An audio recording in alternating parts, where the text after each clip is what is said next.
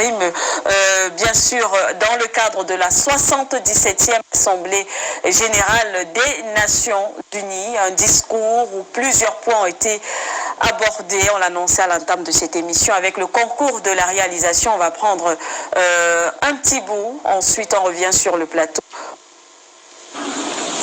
Enfin, permettez-moi de réitérer à notre secrétaire général, M. Antonio Guterres, notre haute appréciation des efforts louables qu'il continue de déployer pour la réalisation des nobles objectifs de notre organisation commune.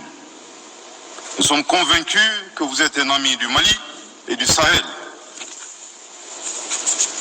L'amitié reposant sur la sincérité, souffrez que je vous exprime mon profond désaccord suite à votre récente sortie médiatique, au cours de laquelle vous prenez position et vous exprimez sur l'affaire des 46 mercenaires ivoiriens, qui est une affaire bilatérale et judiciaire entre deux pays frères.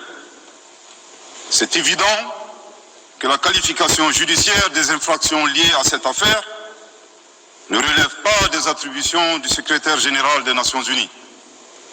Au Mali, notre administration ne travaille pas sur la base de l'oralité ni des déclarations par voie de presse.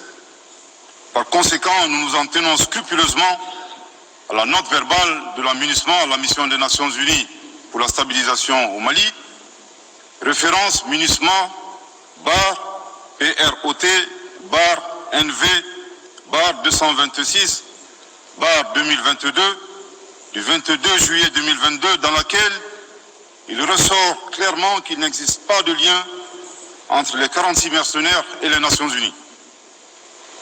Les récentes synchronisations des actions et l'harmonisation des éléments de langage consistant à faire passer le Mali, mon pays, de statut de victime à celui de coupable dans cette affaire des mercenaires sont évidemment sans effet. Excellence, Monsieur le Secrétaire général, votre position sur l'affaire des mercenaires a été suivie par certains responsables d'Afrique de l'Ouest. Donc c'est sous votre couvert que nous leur adresserons des messages. À l'endroit du président en exercice de la CEDEAO, M. Oumaro Sissoko Ambalo, qui affirme, je cite, « On vient de voir avant-hier la déclaration du secrétaire général des Nations Unies qui dit que ce ne sont pas des mercenaires.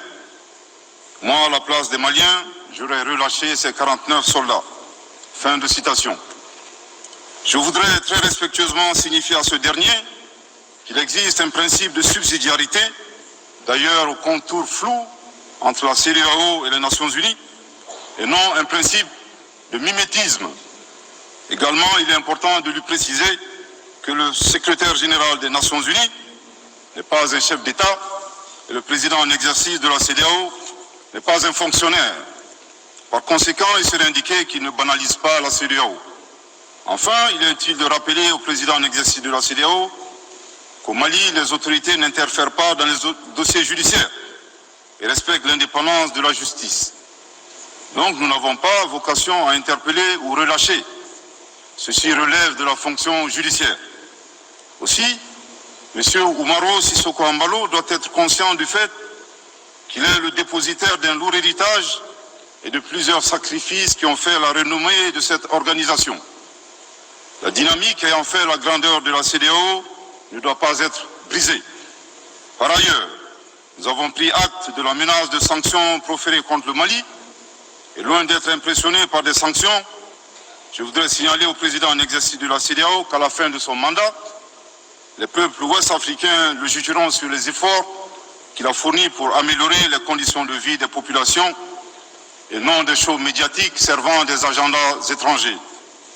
À l'endroit de M. Bazoum, il remarquera que le gouvernement de la transition n'a pour le moment jamais réagi à ces propos injurieux pour deux raisons cumulatives. La première raison tient au respect de l'héritage laissé par nos ancêtres, qui consiste à ne pas répondre aux injures par des injures. La seconde relève de l'identité de M. Bazoum, l'étranger qui se réclame du Niger. Nous savons que le peuple nigérien, frère du Mali, se distingue par des valeurs sociétales, culturelles et religieuses très riches. M. Bazoum n'est pas un Nigérien, son comportement nous le reconforte totalement dans notre constat. Excellence, Monsieur le Secrétaire général, le Mali tirera toutes les conséquences du droit de vos agissements. Devant Dieu et en leur âme et conscience, nous demandons à ceux qui refutent notre version d'indiquer s'ils accepteront que les militaires ayant dissimulé leurs identités en mettant sur leur passeport qu'ils sont peintres, maçons, etc., avec des armes débarquent dans leur aéroport sans que le pays de destination n'ait été au préalable informé et dans le dessein funeste de déstabiliser ce pays. S'ils ne l'acceptent pas en tant qu'État, si cela n'est pas possible à Lisbonne ou ailleurs, le Mali non plus ne l'acceptera pas en tant qu'État et ce ne sera pas non plus possible à Bamako ou dans une autre localité malienne. Monsieur le Président, le monde se souviendra qu'après avoir été abandonné en plein vol le 10 juin 2021 par la France, qui a unilatéralement décidé de retirer la force Barkhane du Mali, mon pays a été ensuite poignardé dans le dos par les autorités françaises. La précision est d'autant plus utile que nous refusons tout amalgame avec le peuple français que nous respectons. Les autorités françaises, profondément anti-françaises, pour avoir régné les valeurs morales universelles et trahi le lourd héritage humaniste des philosophes des Lumières, se sont transformées en une junte au service de l'obscurantisme. Je répète, les autorités françaises, profondément anti-françaises, pour avoir régné les valeurs morales universelles et trahi le lourd héritage humaniste des philosophes des Lumières, se sont transformées en une junte au service de l'obscurantisme. Je répète pour une dernière fois. Les autorités françaises, profondément anti-françaises, pour avoir régné les valeurs morales universelles et trahi le lourd héritage des philosophes des Lumières, se sont transformées en une junte au service de l'obscurantisme. Obscurantisme de la junte française nostalgique, de pratiques néocoloniales, condescendantes, paternalistes et revanchardes, qui a commandité et prémédité des sanctions inédites, illégales, illégitimes et inhumaines de la CEDEAO et de l'UEMOA contre le Mali et mon pays. Après plus de 10 ans d'insécurité et en fait des milliers de morts, autant de réfugiés et de déplacés internes, n'est-ce pas un sacrilège de mettre une population malienne victime de l'insécurité dans un pays enclavé sous embargo pendant 7 mois en procédant à la fermeture des frontières et la saisie des comptes financiers du Mali. Grâce à sa résilience et à la solidarité des pays amis et des peuples africains, le peuple malien a tenu et a déjoué les pronostics de ses adversaires. Obscurantisme de la junte française qui s'est rendue coupable d'instrumentalisation des différences ethniques en oubliant si vite sa responsabilité dans le génocide contre les Tutsis au Rwanda. Coupable également de tenter désespérément de diviser les Maliens, enfants d'une même famille. Enfin, obscurantisme de la junte française qui a violé l'espace aérien malien en y faisant voler des vecteurs aériens tels que des drones, des hélicoptères militaires et des avions de chasse plus d'une 50aine de fois en apportant des renseignements, des armes et munitions aux groupes terroristes. Afin de se donner une bonne conscience, la junte française accuse le Mali de n'avoir pas été reconnaissant en se gargarisant de la mort regrettable de 59 soldats français au Mali lors de diverses opérations de lutte contre le terrorisme. À cette triste accusation, nous rappelons que dans la majorité des interventions d'officiels maliens et des cérémonies, nous rendons systématiquement un hommage à l'ensemble des victimes de l'insécurité au Mali, sans distinction de nationalité, donc y compris les 59 Français décédés. Aussi, nous les invitons à ne pas arrêter à si bon chemin et de remonter le temps, en passant par leur intervention en Libye, décriée par toute l'Afrique, sans oublier la participation forcée des milliers d'Africains à la Première et la Seconde Guerre mondiale, sans oublier la traite négrière qui explique le sort économique de beaucoup de pays. Combien d'Africains sont-ils morts pour la France et le monde libre dans lequel nous vivons? Monsieur le Président, eu égard à la gravité des faits commis par la junte française, le Mali, dans sa lettre en date du 15 août 2022, a demandé la tenue d'une réunion d'urgence du Conseil de sécurité des Nations Unies. Cette réunion a pour objet de permettre au Mali de présenter les éléments de preuve en sa possession, démontrant que l'armée française a agressé en de maintes reprises mon pays, en violant de manière répétitive et fréquente l'espace aérien malien, sans autorisation des autorités maliennes, et parfois en falsifiant des documents de vol. Plus grave, Monsieur le Président, le Mali sera en mesure de prouver que la junte française a fourni des renseignements et des armes à des groupes terroristes. Le gouvernement du Mali s'interroge sur les raisons qui poussent cet État membre du Conseil de sécurité, de surcroît assurant la présidence de cet organe, à faire obstacle au débat en vue de la manifestation de la vérité. Le monde doit être édifié sur les faits graves qui se sont déroulés au Mali et qui sont à la base de l'aggravation de l'insécurité et de la déstabilisation du Mali et du Sahel. Par la saisine du Conseil de sécurité, le gouvernement du Mali entend mettre cet important organe chargé à titre principal du maintien de la paix et de la sécurité internationale face à ses responsabilités et dénoncer les agissements de la junte française contre mon pays. Ces actes hostiles sont incompatibles avec la Charte des Nations Unies et son statut de membre permanent. Il y va de la crédibilité de notre mécanisme commun, de l'efficacité de la lutte contre le terrorisme, mais surtout, il y va de l'intégrité de l'Organisation des Nations Unies, qui repose entre autres sur le respect des engagements internationaux, de la légalité internationale et de la Charte des Nations Unies.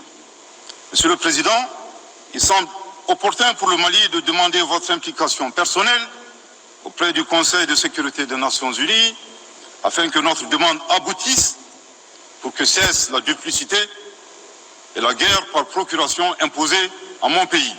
Je saisis cette opportunité qui m'est offerte pour remercier chaleureusement notre respecté aîné, son Excellence le Président Alassane Dramane Ouattara, pour les sages et éclairés conseils qu'il nous a prodigués dans son allocution mémorable à cette 77e session de l'Assemblée générale des Nations Unies. Je voudrais le rassurer que les autorités de la transition malienne n'ont d'autres objectifs que de faire des réformes politiques et institutionnelles avant d'organiser des élections, tout en luttant obstinément contre le terrorisme. Ces réformes permettront d'améliorer la gouvernance et toutes les dispositions seront prises pour que la démocratie malienne soit la plus enviée au monde. Dans ce chantier, nous prêterons une attention particulière au troisième mandat, qui ne sera pas possible. Le troisième mandat pour un public moins averti consiste pour un président de la République d'effectuer une manœuvre en 4 temps, en vue de conserver le pouvoir pour lui seul et son clan. Premier temps, presque en fin de second mandat, donc en principe non rééligible, il s'agit pour le président de la République sortant de déclencher une révision constitutionnelle de manière non consensuelle. Deuxième temps, au cours de cette révision constitutionnelle, le président de la République sortant modifiera quelques dispositions constitutionnelles. Troisième temps, une fois la nouvelle constitution adoptée, sur fond de crise politique naturellement, le président sortant devient candidat en violation de la limitation du nombre de mandats à 2. Sa candidature est alors justifiée par l'adoption de la nouvelle constitution et le prétexte est tout trouvé. La limitation du nombre de mandats à 2 concernait l'ancienne constitution. Par conséquent, il est candidat au regard de la nouvelle constitution adoptée. Quatrième temps, une farce électorale est organisée. Forcément, il remporte les élections et s'ensuit une chasse impitoyable aux opposants politiques, dont certains sont arrêtés, d'autres s'exilent et d'autres assassinés. Les allégeances sont obtenues grâce au pouvoir de l'argent, le clientélisme et les intimidations. Dans un langage plus simplifié et en référence à une métaphore footballistique, le troisième mandat est une magie. C'est l'art de se dribbler soi-même tout en gardant le ballon.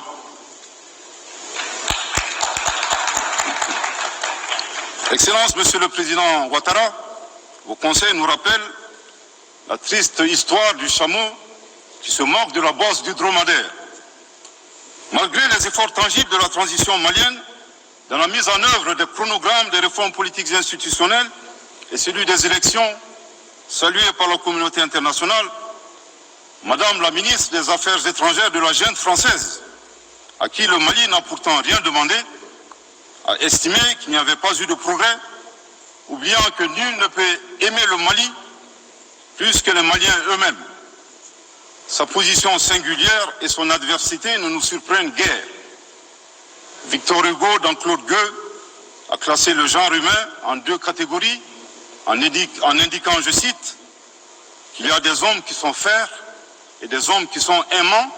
Fin de citation. Madame le ministre, dont il s'agit malheureusement, n'est ni fer, ni aimant, elle est hideusement sui generis. Devant l'incertitude et les situations étrangères, le peuple malien adopte une attitude prudente. C'est ce que l'écrivain et le sage Amadou Hampâté-Bâ met en relief en conseillant dans l'étrange destin de Wangrin que, je cite, « Si observer est une qualité, savoir se taire préserve de la calamité ». Fin de citation.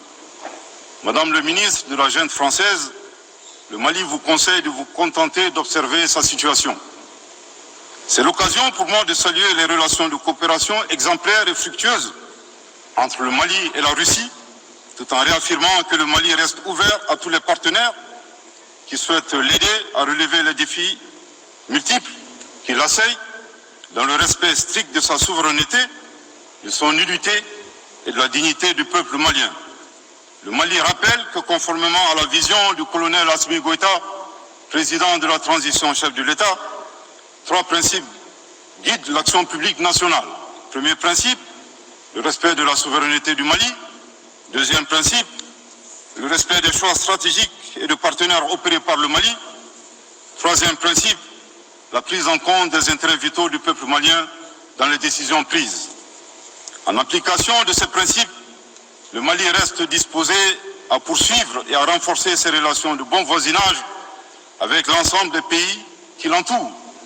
De même, le Mali, fidèle à son engagement panafricain, continuera à œuvrer au sein des organisations sous-régionales et régionales pour la réalisation de l'intégration africaine. Également, l'atteinte des objectifs de la transition requiert l'accompagnement de l'ensemble des partenaires du Mali, y compris les Nations Unies. J'en appelle donc aux amis du Mali à rester mobilisés aux côtés du gouvernement en vue de l'aider à relever ensemble ces défis importants.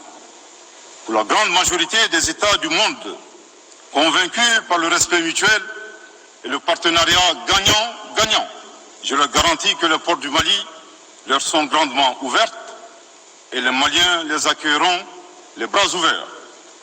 Pour la minorité qui serait tentée de ne pas respecter ces principes, nous leur promettons qu'ils feront face à des millions de Assimi Goïta, soucieux de défendre leur honneur, leur dignité et leurs intérêts vitaux. Je terminerai en donnant 2 conseils aux nostalgiques de la domination.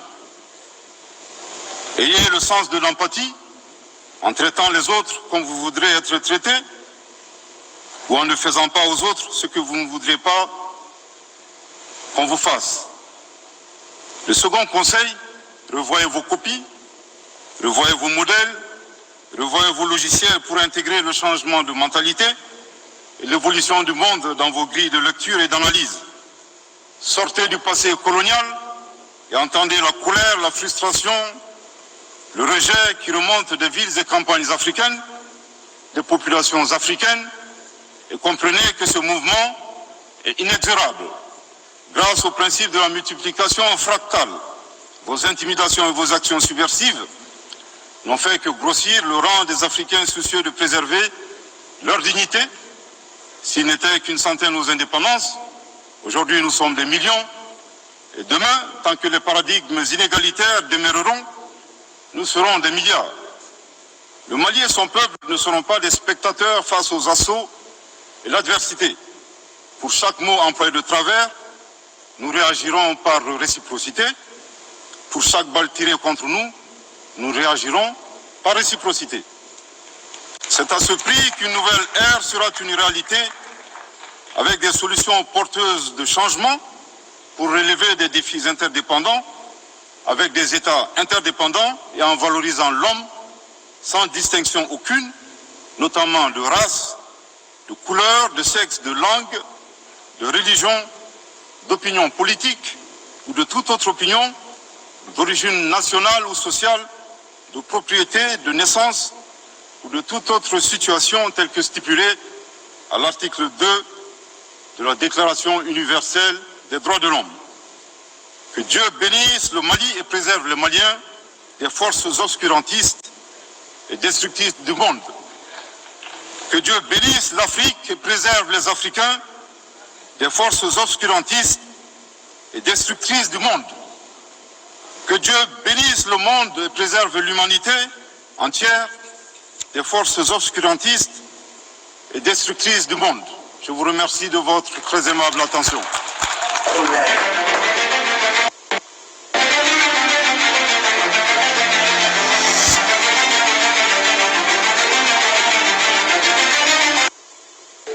C'était un discours du Premier ministre par intérim au Mali, Abdoulaye Maïga. C'était d'ailleurs sa première sortie en tant que Premier ministre par intérim à l'étranger, il faut le rappeler. Son discours est revenu sur plusieurs sujets. On va dire que c'était un discours de recadrage, notamment M. Bazoum, le président nigérien, sans oublier Antonio Guterres, qui est le secrétaire général de l'ONU. On parle également de l'aspect sécuritaire, même si cela n'a pas été évoqué dans cet élément, sur lequel il est revenu en parlant du bilan actuel au Mali, qui n'a rien à voir avec le discours de Mohamed Bazoum lors de sa dernière interview à un média français. En tout cas, on a le temps de revenir sur ce discours qui a également évoqué le 3e mandat, avec la lecture selon le Mali et selon bien sûr le Premier ministre, la plainte à l'ONU également avec preuve contre la France et le respect de la souveraineté dans les affaires entre les différents pays. Passion parfaite d'homme, vous êtes sur ce plateau, on vous accueille de but en blanc, comme on a l'habitude de dire, tout simplement avec la première interrogation qui sera demander votre regard déjà sur un tel discours d'Abdoulaye Maïga, je rappelle, qui est également porte-parole du gouvernement au Mali, ministre de l'administration territoriale et qui s'adressait à l'Assemblée générale de l'ONU en tant que Premier ministre par intérim. Merci madame, merci for you, mais vous allez me le permettre. Je commence d'abord par les applaudissements.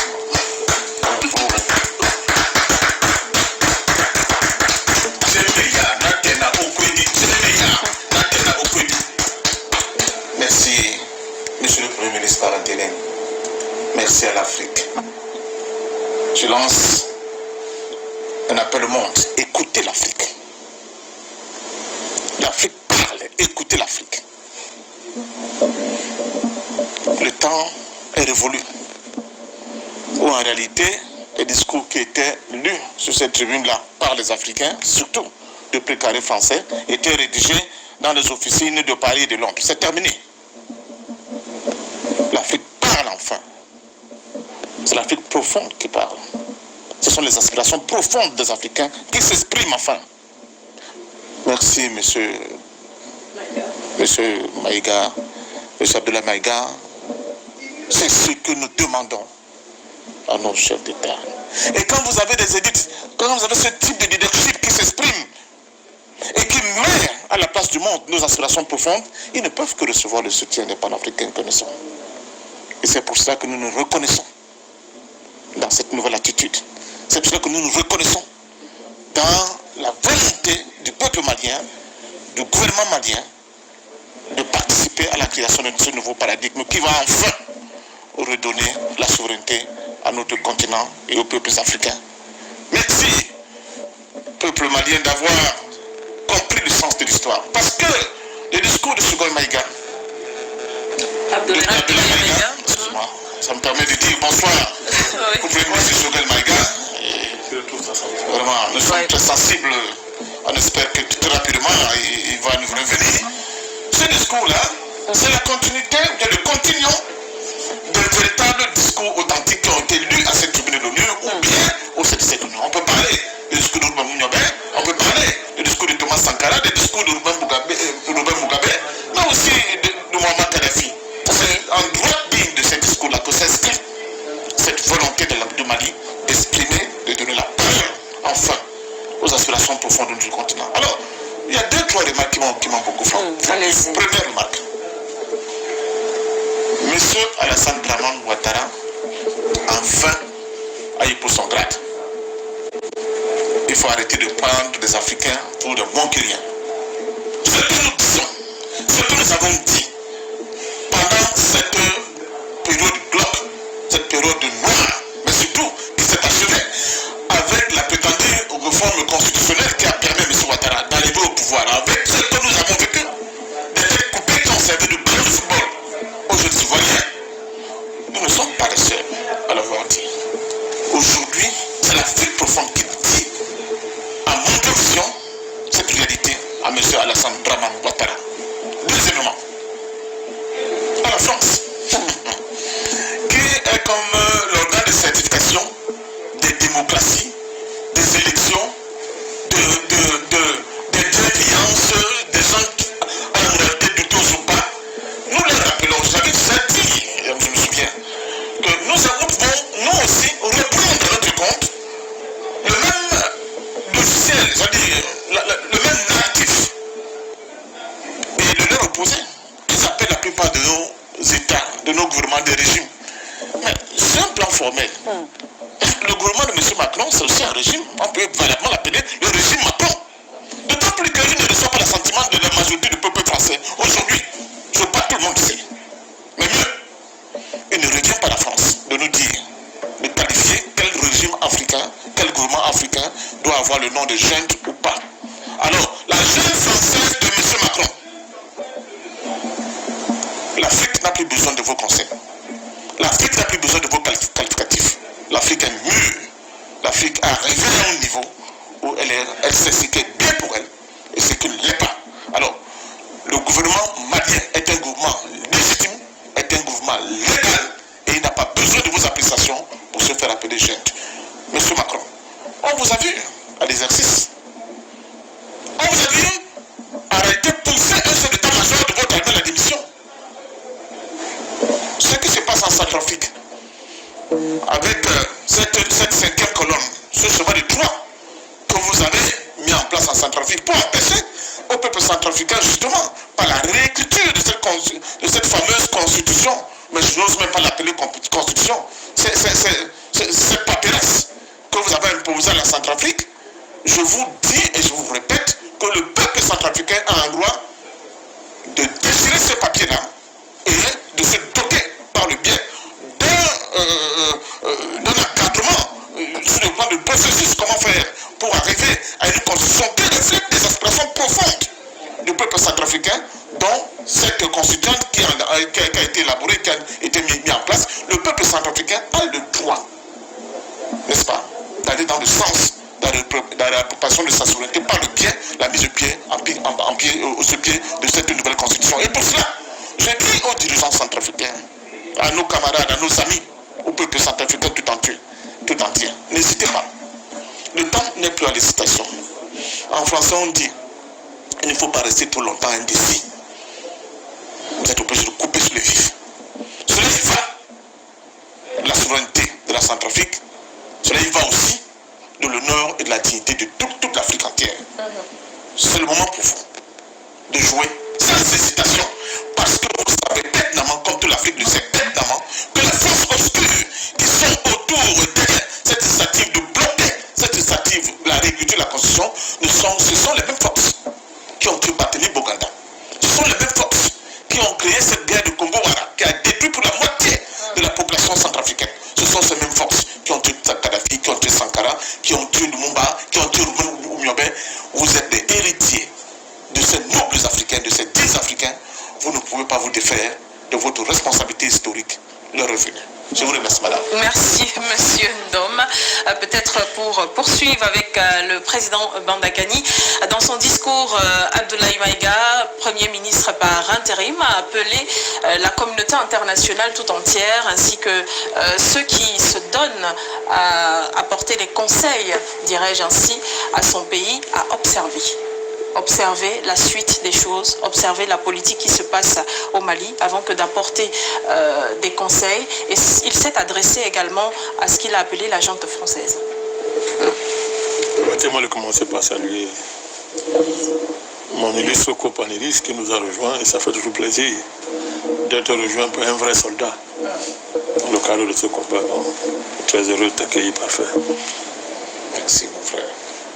Je pense qu'il a ouvert le grand boulevard. Et la formulation de votre question, Madame Bégoudé, m'amène d'abord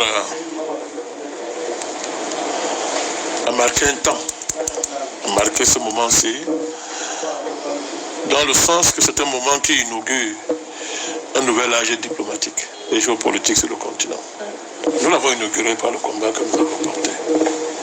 Mais là, maintenant, c'est porté à un niveau où il n'était pas porté de cette manière, plus 10 ans, mais c'est porté de façon solennelle par le représentant officiel d'un État. Et ce discours-là est entré à l'ONU. C'est un nouvel âge diplomatique qui s'ouvre pour l'Afrique. Pourquoi? Vous ne pouvez pas combattre votre bourreau en utilisant le langage qui vous impose. Vous ne pouvez pas combattre votre bourreau en vous exprimant dans un langage qui vous impose. Le carcan diplomatique, je veux dire, le langage diplomatique et le cadre diplomatique qui organise les relations internationales, les relations diplomatiques, était, c'est-à-dire, de par le langage même diplomatique consacré, un énième assassinat du continent africain en général et des Africains en particulier. C'est-à-dire qu'on nous tuait historiquement, on nous assassinait économiquement, on nous liquidait politiquement, on nous exterminait culturellement et socialement. Et, n'est-ce pas, la cerise sur le gâteau était le langage diplomatique que nous étions obligés d'observer, d'utiliser face à nos bourreaux. Sous peur de représailles. C'est trop de souffrance, Mme Manuel la sécurité. C'est trop de souffrance. Trop de souffrance.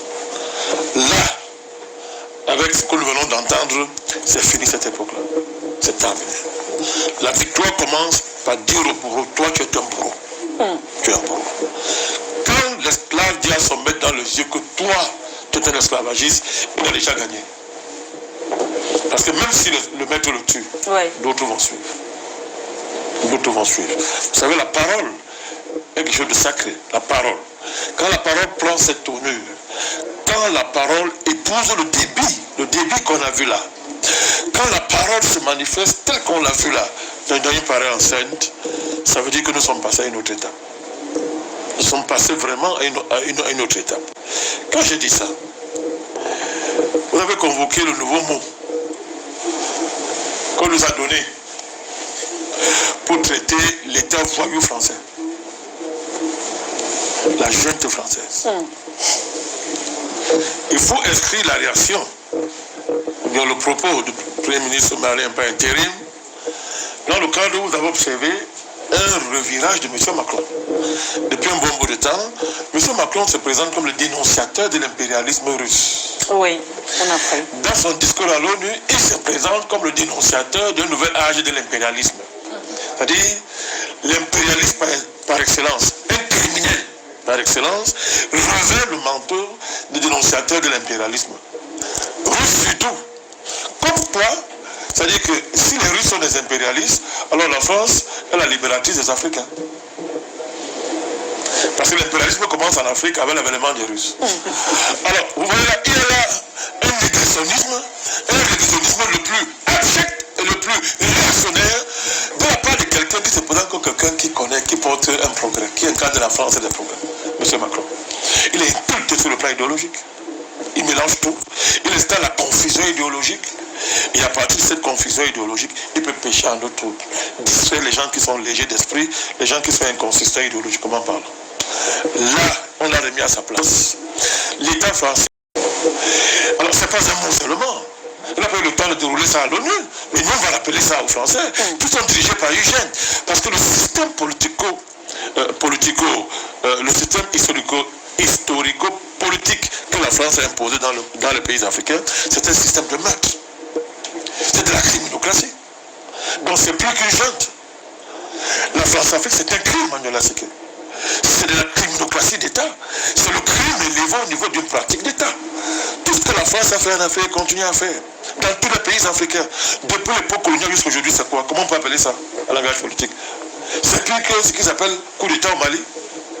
C'est pire que ça. On peut comparer les deux, faire les mettre ensemble. Mais comment est-ce qu'elle a permis depuis longtemps que des dirigeants de la France ont se présenté en incarnation des lumières et des valeurs démocratiques dans un continent où ils ont passé le temps?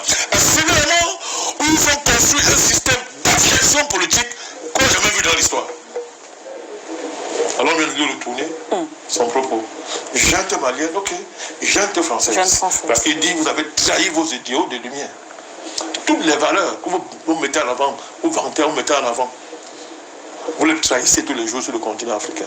Vous êtes une junte. Les Français sont dirigés par une junte, c'est-à-dire des usurpateurs, qui ne peuvent pas assumer le fait que, devant les Français, que voici la réalité de ce que nous faisons en Afrique. D'où le mensonge. Ils mentent. Prenez l'exemple de la convention sur le franc CFA. Les qui en France connaissaient l'existence d'une telle convention? Un truc qui engage les relations entre près de 15 pays d'Afrique et l'État français, les Français ne connaissent rien. Oui. Ils ne savent même pas que ça existe. Ça peut déboucher, c'est une guerre. Parce que la France confisque l'argent de 15 pays. Pas la force. Mais les Français ne savent pas que ça existe. Tout ça est géré par une petite cellule à Bercy. Il a fallu que le panafricanisme s'élève pour que ça sorte de l'obscurantisme et que ça, on commence à poser ça au niveau du Parlement. C'est quoi un pareil État? On peut appeler ça une démocratie? Si on prend seulement cet aspect-là, Mme Manuela Seke. Quand un État s'organise au niveau de détruire la mémoire des États, en imposant des accords secrets de coopération au niveau culturel et éducatif, qui font que vos systèmes éducatifs sont examinés à la loupe et on y extrait toutes les références qui soient de nature à rétablir la vérité historique sur vos relations avec un pays. Même Hitler n'était pas arrivé à ce niveau. C'est Hitler qui faisait ça. Ça s'appelle du nazisme. L'État français le fait. Lorsqu'un État érige en politique d'État et en stratégie diplomatique l'assassinat de dirigeants étrangers, comment on l'appelle un pareil État? C'est une criminocratie. Comment peut-on être une criminocratie en même temps être une démocratie? Il faut que les Français réfléchissent sur le régime qui les dirige. Les Français doivent réfléchir sur le régime qui les dirige avant de s'appeler démocratie. C'est pour ce qui est réservé à la France. Alors je n'insiste pas sur le que le petit garçon a été remis à sa place. Le petit garçon qui s'agite là, il a été remis à sa place. Pour une fois, un dirigeant africain a parlé qu'il fallait parler à ce petit garçon. C'est pas nous, quand on parlait de ça, on nous insultait. On dit vous insultez la France. Vous insultez les dirigeants français. Je pense que les gens vont encore continuer à dire ça aujourd'hui. Après avoir écouté le Premier ministre malien, j'espère que les gens vont encore oser parler comme ça. Le cas Ouattara. Il y a longtemps que nous disons que un continent sérieux ne peut pas accepter que quelqu'un arrive au pouvoir de la sorte, mais en plus s'érige en référence politique sur ce continent, au point de commencer à vouloir installer des normes partout sur sa direction à lui. La manière dont M. Ouattara est arrivé au pouvoir est inacceptable. Et que les dirigeants africains l'aient accepté montrer l'état du continent, dans quel état le continent se trouvait. Et nous avons dit que la logique aurait été que des présidents s'organisent pour le mettre ce voyou à sa place. C'est-à-dire, on fait comme on fait ailleurs. On ne peut pas accepter.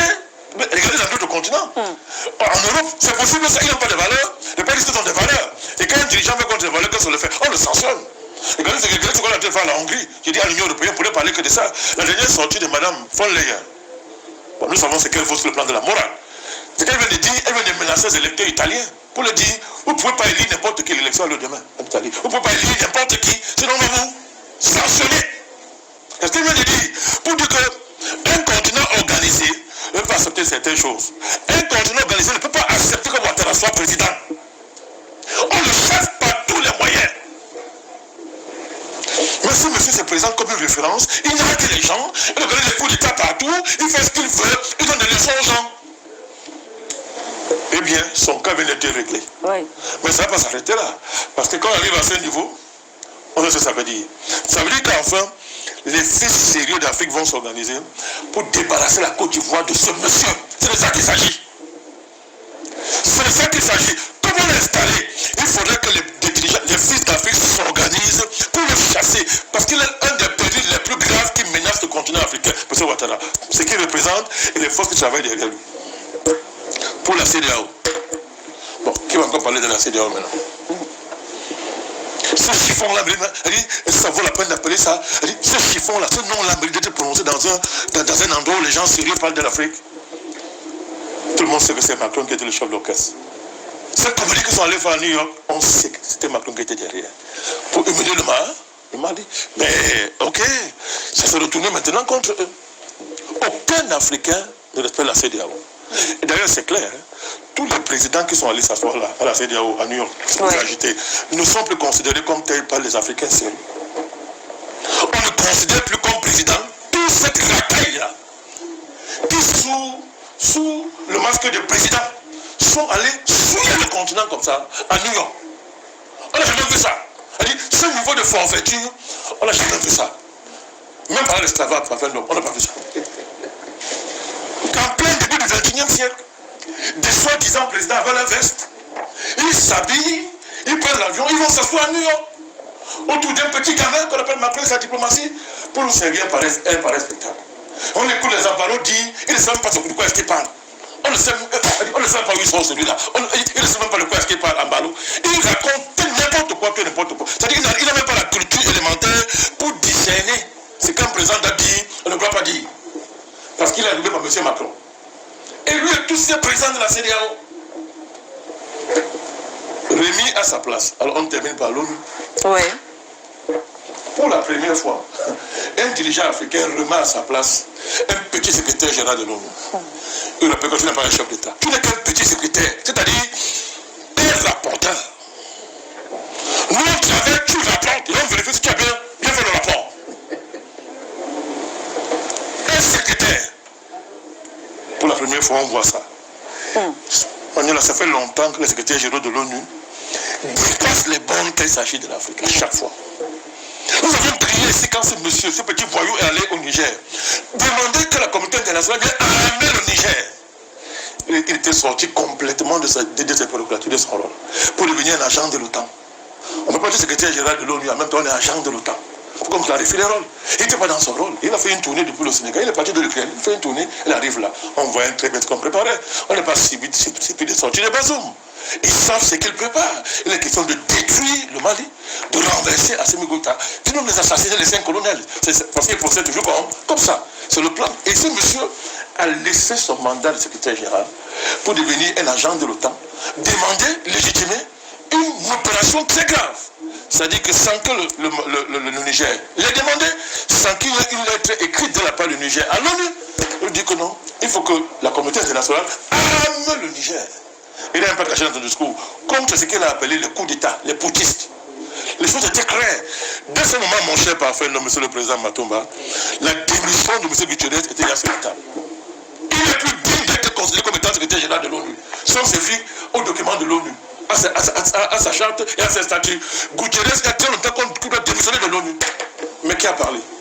Non seulement il le fait, mais en plus, il remplace la justice malienne. Il dit que ce ne sont pas des mercenaires. Forcément, ce n'est pas son rôle. On ne sait pas ce qu'est basé il est, mais à cause des liens de mafia qui le lient à M. Ouattara, à Bazoum et tous les autres dans la mafia internationale unusienne. On sait très bien que c'est une affaire de mafia. Il le dit. Mais aucun président n'a réagi, parfait. Il n'y a eu aucune parole d'un institutionnel africain pour réagir à la sortie de M. Guterres. Eh bien, le Premier ministre du Mali a pris son responsabilité et a parlé au nom du continent. Oui. Enfin, une véritable universalité à la fin, il a convoqué Dieu. Je suis toujours très sensible aux gens qui convoquent Dieu, le vrai. Moi, c'est dans aucune religion, c'est dans aucune secte. Mais je suis un homme de foi. Quand quelqu'un convoque Dieu dans une telle instance et demande à Dieu de veiller sur l'humanité en général, contre les ennemis de l'humanité, nous savons à qui il s'adresse. Je pense que, comment on dit ça chez nous là, la coupe est pleine. Et que cet nouvel âge qui vient d'être inauguré au niveau de l'ONU, au niveau des États de la zone internationale, que ce nouvel langage est à briser le carcan et à entrer dans ce cercle-là, je pense que c'est un jeu nouveau pour le continent africain. Et on peut que lui dire merci, Monsieur le Premier ministre. Merci à vous, Président Bandakani. Alors, on nous signale déjà quelques appelants.